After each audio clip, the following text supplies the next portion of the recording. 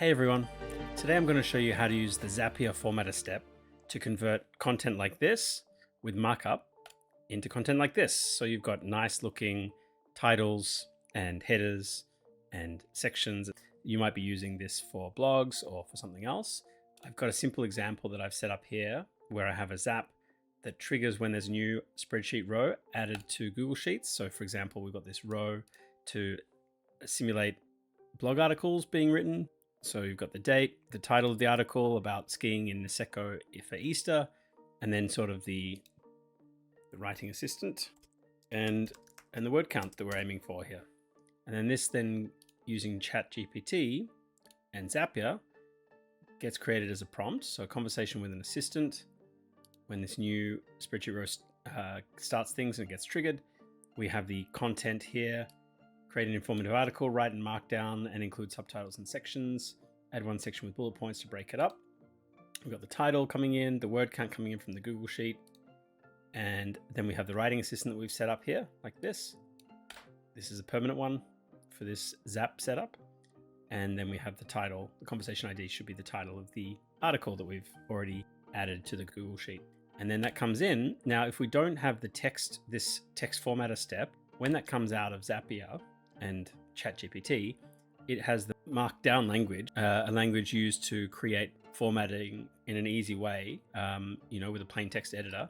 So you can have one hash equals a H1 header, two hashes equals a H2 header, etc.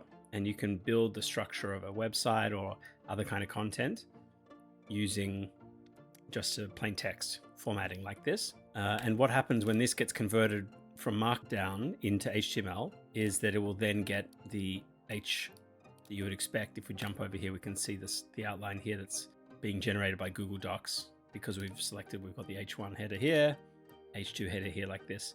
And we can do this automatically using Zapier. So once we've got the information coming through ChatGPT and it's been prompted with that, we can then do a formatter step in Zapier where the event is text.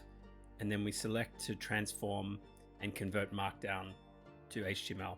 We can actually do it the other way as well, convert HTML to Markdown.